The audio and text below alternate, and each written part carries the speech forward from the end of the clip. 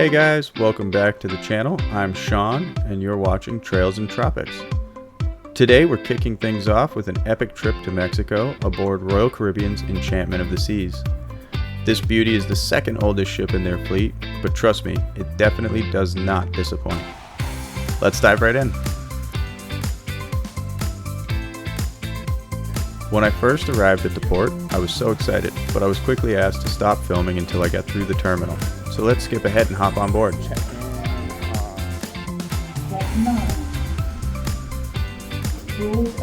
we go! This is actually my second time cruising with Royal Caribbean. My first time was on Freedom of the Seas, and ever since then I've been hooked. Who knows?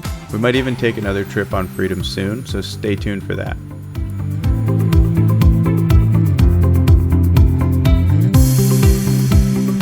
One of my favorite landmarks in the Tampa Bay area is the Sunshine Skyway Bridge. I used to drive over this bridge every day going to work, and I always wanted to go underneath of the bridge. I've driven over cruise ships, I've driven over container ships, and finally with this cruise, I was able to go under the bridge and make a really cool time lapse on the way out.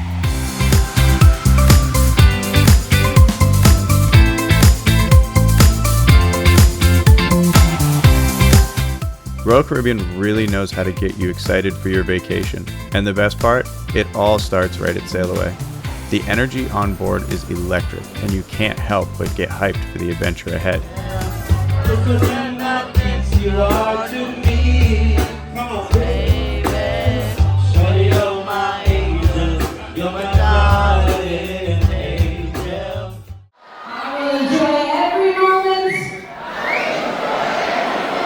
I will enjoy every minute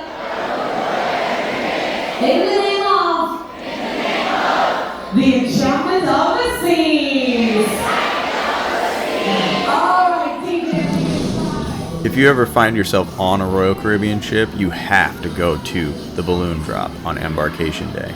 It is one of the most popular activities on board.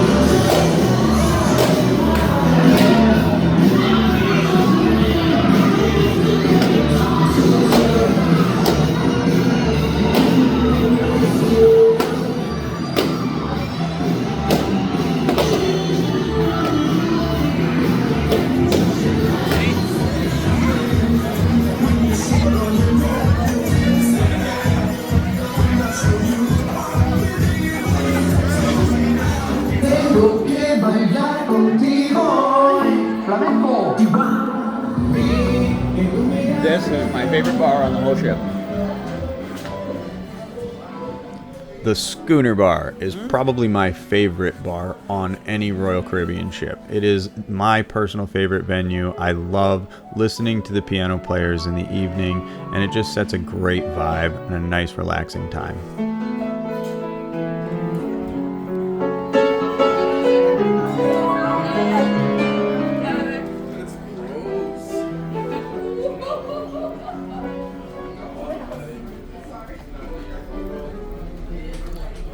Another place that we spent a lot of time on the ship was the Spotlight Lounge. The Spotlight Lounge is home to various game shows, karaoke, good drinks, and some great bartenders. I was honestly thinking about the strawberry blonde. Okay. Great. I'll get that one. I will have what she's having. So? Yes, please. Again, guys, this is 18 plus. If there are children in here, I will be asking some spicy questions. This is 18 plus. So this is your last chance to get your children out before they get traumatized. Now let's go with our first question. Our first full day was spent at sea, and what better way to kick it off than with a belly flop contest? Yep, that's right. Nothing says vacation like watching your fellow cruisers make a big splash.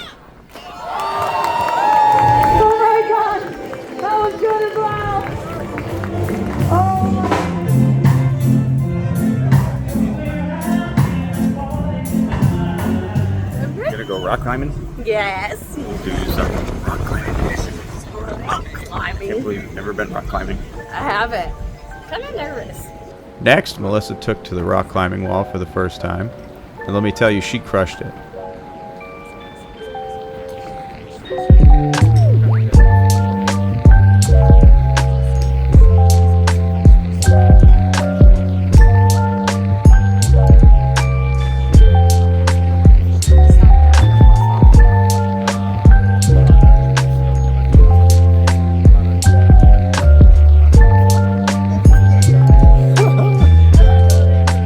Don't be scared.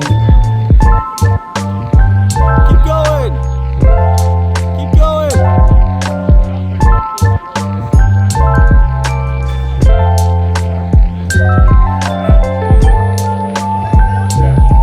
Yep.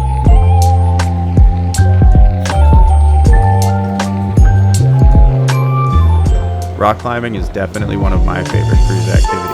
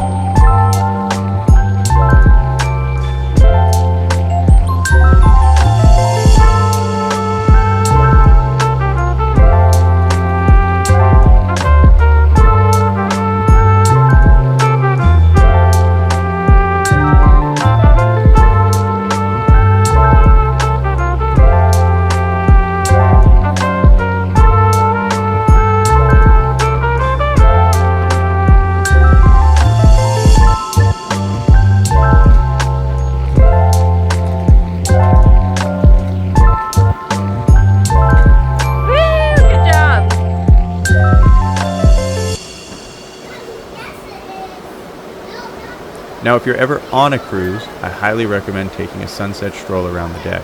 The views are absolutely breathtaking.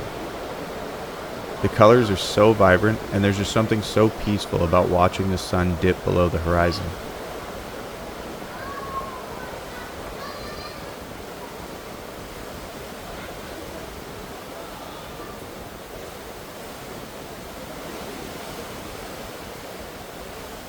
Good evening, ladies and gentlemen, and welcome to the Orpheum Theater. Later that evening, we caught a show called Can't Stop the Rock.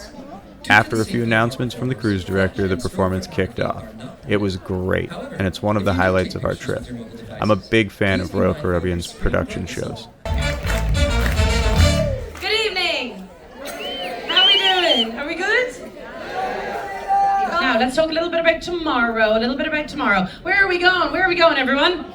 Costa Maya. Mexico. We're going to Mexico. We're going to Costa Maya. Shake my paranoia, can't stop the rock. Shake my paranoia, can't stop the rock. Shake my paranoia, can't stop the rock.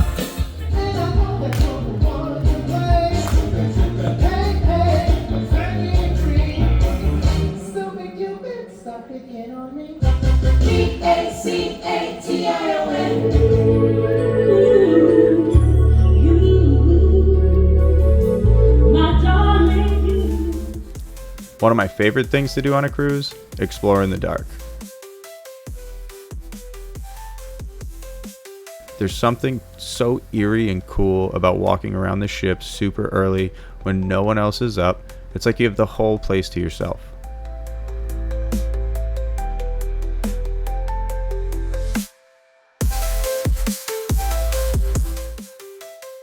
While I was walking around the ship, I decided that I wanted to check out what the younger cruisers had available to them on board.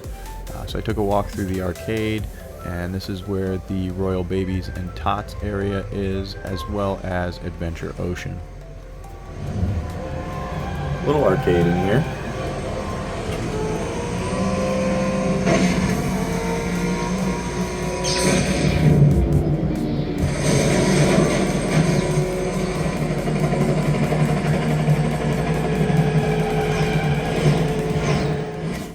Get Adventure Ocean right here. Drop off the kids, they're all divided by age. Bring them into play. It's a dangerous place for me to be. Good thing. It's 5:30 in the morning. There's nobody here.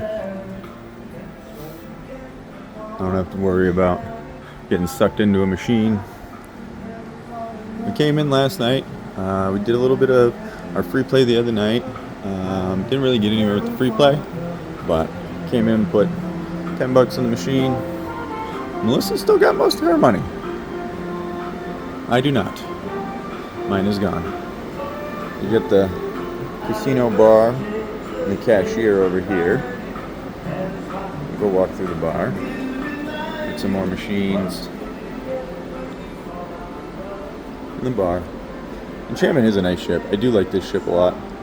It's definitely more of a classic cruise experience, older ship, more relaxation. It's not, you know, an Oasis class ship, or it's not Icon of the Seas, but I like it. I'm very happy. Coming into Boleros now. I think probably of all of the Royal Caribbean venues, Boleros and the Schooner Bar are probably my favorites. The Schooner Bar on this ship is really nice.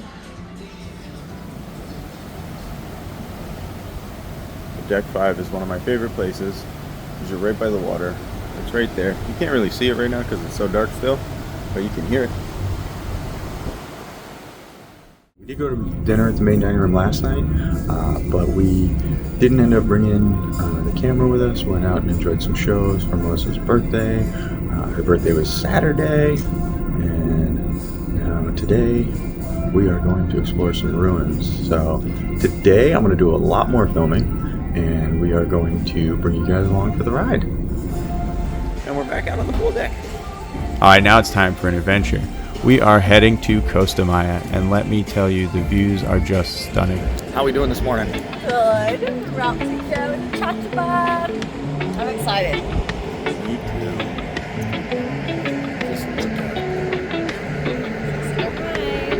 So we already docked and we're waiting for the clearance from the local port authorities to be able to disembark the ship as we speak. Just by the time we're waiting, I want to do a few reminders for you guys. Can anyone tell me what is all of our time today? 4:30. Here we are. We made it finally. I know, we're here. Excited. Happy birthday to you. Happy birthday to you.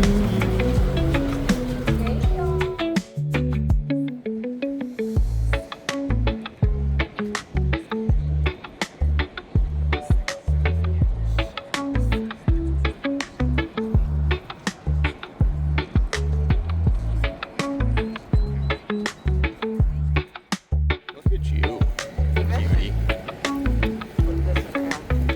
Walking along the pier. Look at these beaches, man. That's a nice beach.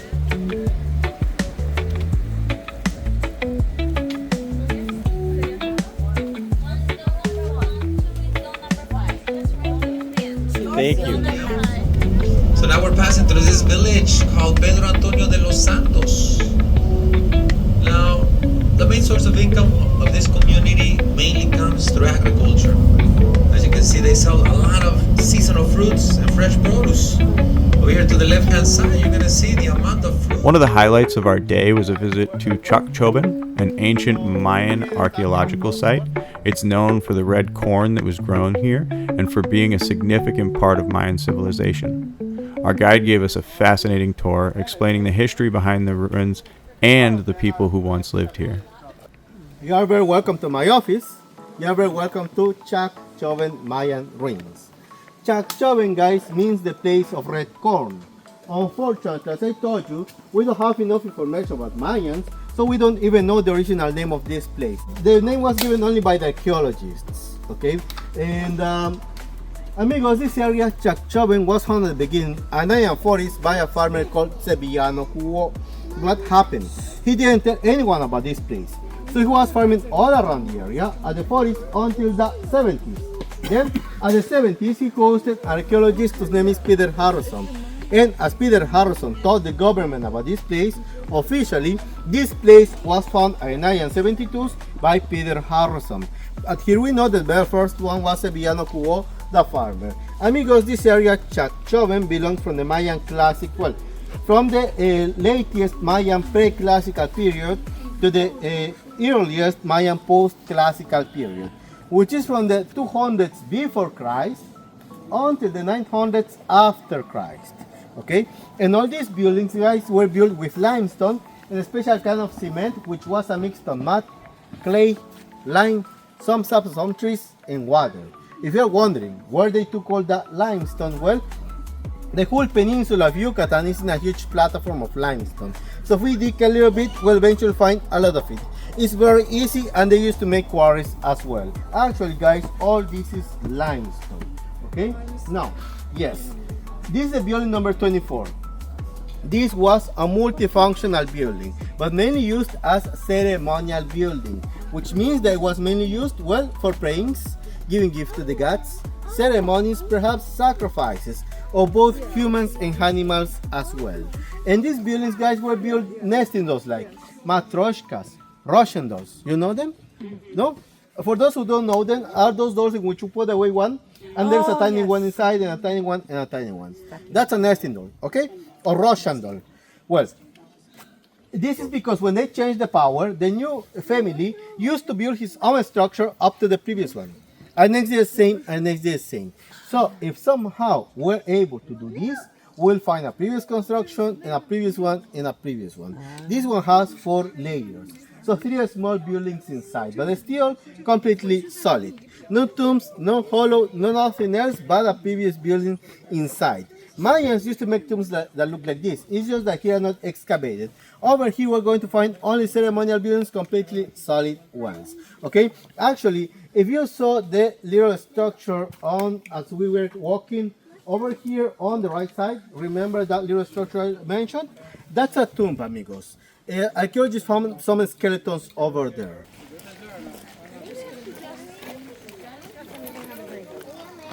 The Mayans used to use the leaves, or actually one leaf from the whole tree, because only one works, for making special teas, okay, to get closer to the gods. Yeah, a psychedelic one, you know, to get high. Yes, okay. The thing is that if you use the leaf alone, it doesn't work at all. Actually, this is the leaf, right? But again, you need to choose, it's a specific leaf that I won't show you how to choose it, right? Over here in Chacchoben, we got 300 buildings unexcavated that belong to this city, okay? We got more than 100 cities all around. That buildings that belong to this city, about 300 unexcavated, as far as we know nowadays. Just last year, we knew that we got 200. Again, any elevation, even the small ones, are unexcavated. We're in a jungle.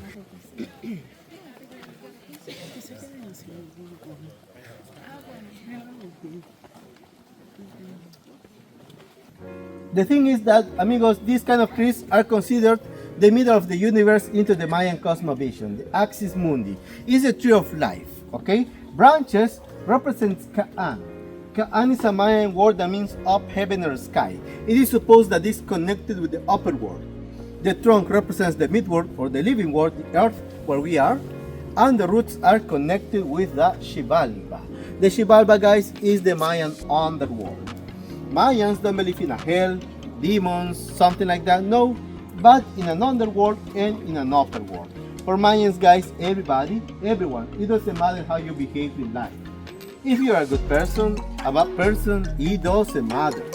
Everybody will end at the Xibalba for sure at the underworld.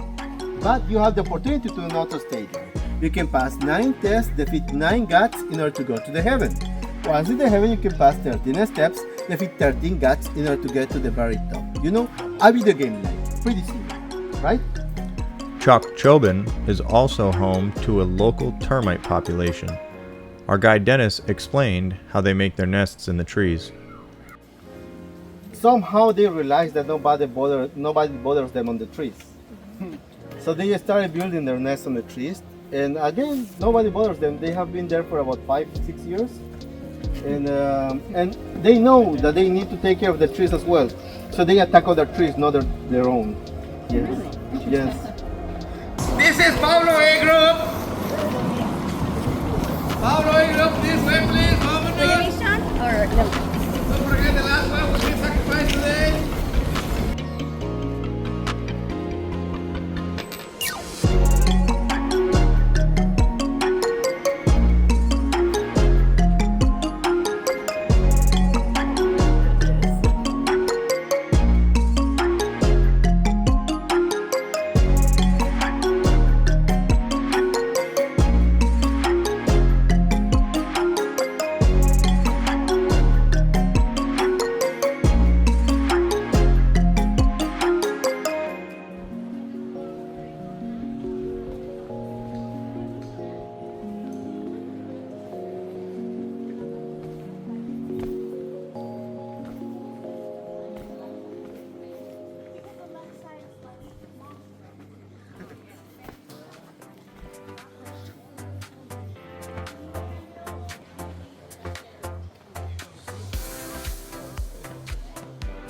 We got everybody? Let's go. Hello. Over here, amigos, we got something called Las Villas. Las Villas, guys, was a residential area, which means houses of whom? Of the elite, of the rich people. Rich people were, of course, the main priest and the ruler, but as well high-class soldiers and people of science, mathematicians, astronomers, all of them. They were the rich people. Now, the reason why we cannot see the houses anymore, but the foundations where the houses used to be, is because here they made thatched roofs, cabañas, huts, wooden houses. You know, they disintegrate with time. So that's why we cannot see the houses anymore. But the foundations, actually, this is how the houses used to look like. As you can see, wooden ones, right? They disintegrate with time. Sometimes they used to cover them with stucco to keep their houses safe from the weather. So then they look like this. Okay? As you can see, covered with a stucco, but anyway, the skeleton was made with wood. So still disintegrated with time. So that's why we cannot see the houses anymore. This was a medium-sized town, guys. They got a population of over 6,000 to 10,000 people. The other people, workers, usually used to live outside the cities, surrounding the cities, and the suburbs, if we can say so, right? We are in the rainforest. Here it rains a lot, the whole year. Sometimes, amigos, the water can get until this height. So that's why the foundation to keep their houses safe from the heavy rains, from the books. But anyway, as I told you, Mayans usually used to bury their dead down their own houses. That's why they used to do these kind of foundations as well. When they didn't do that, they used to bury them outside the house or at the backyards. Just all little foundations and like little paths between them.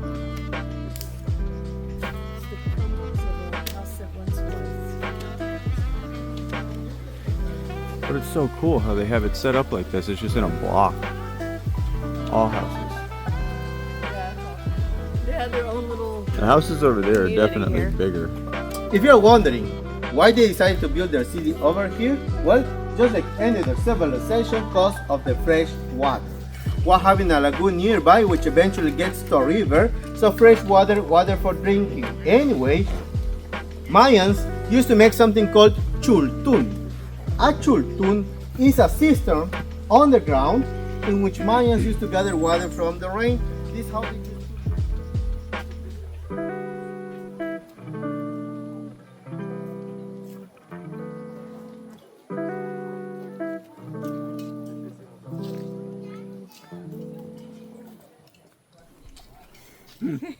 Chacchoben may have been the highlight of our visit to Costa Maya, but I was equally excited to see the Papantla Flyers as well. The dance that is performed during this ceremony is said to appease the gods to bring rain during extended dry seasons.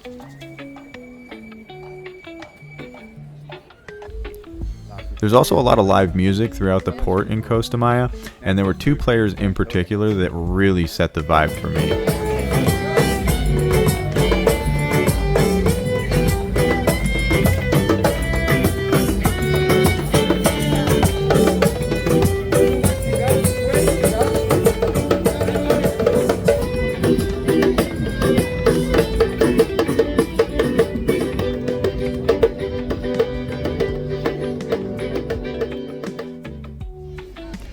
We also did a lot of walking around. We get to see some dolphins playing, and we did a fair amount of shopping. Got some presents for some friends, and just took in the sights before heading back to the ship. After leaving Costa Maya, our next stop was in Cozumel. And let me tell you, this place has such a lively vibe. Yes, thank you.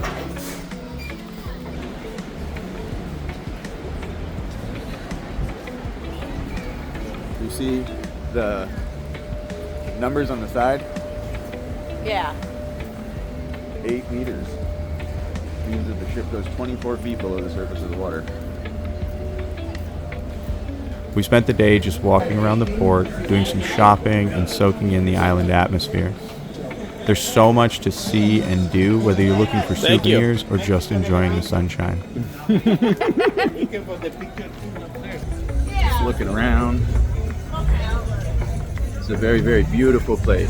Very beautiful place. There's Melissa over there shopping. All right, so this is back where we were when we got caught in the rain. We were hiding in there. We're very wet. It's very wet today. Yep. Say hello.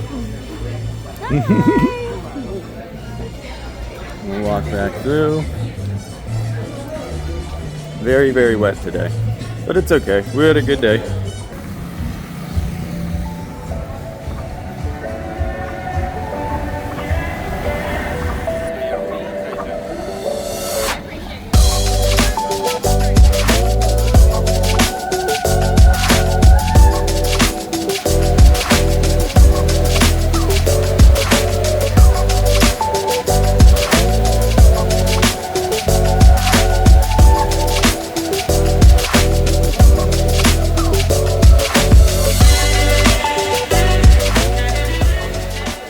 After a little bit of shopping, we decided to venture into San Miguel de Cozumel, the main town. It's a charming little area with colorful buildings, local shops, and of course, plenty of places to grab a drink or snack. Try some of the salsa, see what it's like. Got that nice pina colada drink there. Got a tequila sunrise, some El Pastor tacos as well.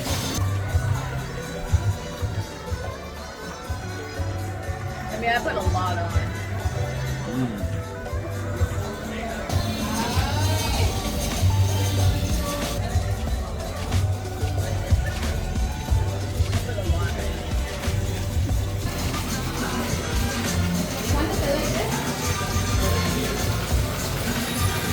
El Mariachi. Very good choice. I feel like this is very much enjoy.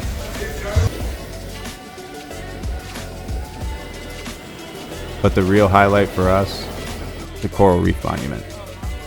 This monument honors Cozumel's famous coral reefs, which are among the most beautiful and diverse in the world. It's a perfect spot to take in the stunning views and snap some photos. It's a great way to pay tribute to the incredible marine life, and I highly recommend checking it out if you're in town.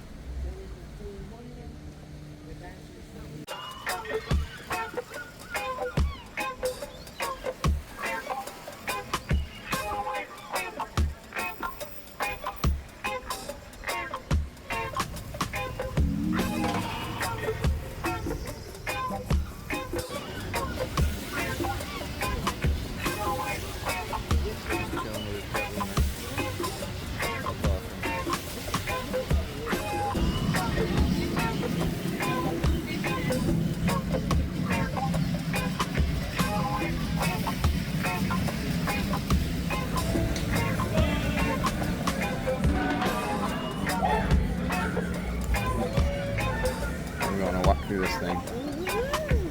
Waste to art.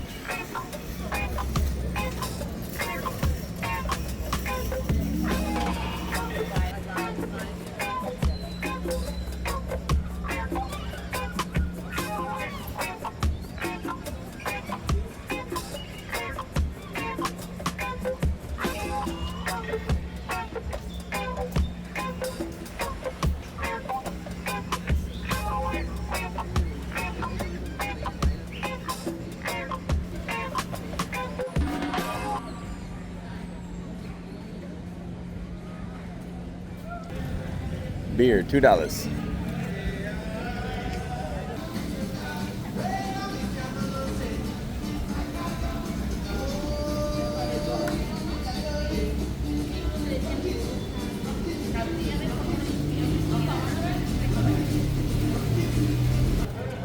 Alright guys, if you suddenly stop hearing from me, it's because I moved to Mexico.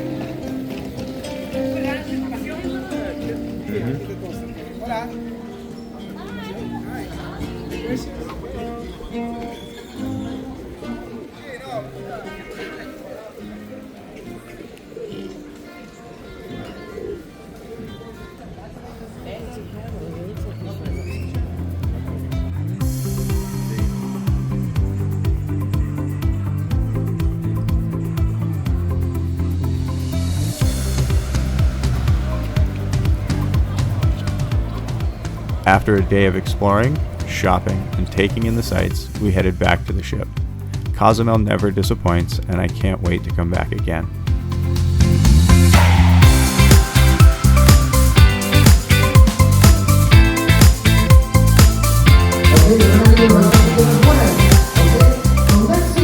Well, that's it for today's adventure. We had an amazing time exploring Enchantment of the Seas, Cozumel, and Costa Maya. But trust me, there's so much more coming your way. Make sure you hit that subscribe button so you don't miss our next trip. Until then, I'm Sean, and this is Trails and Tropics. See you next time.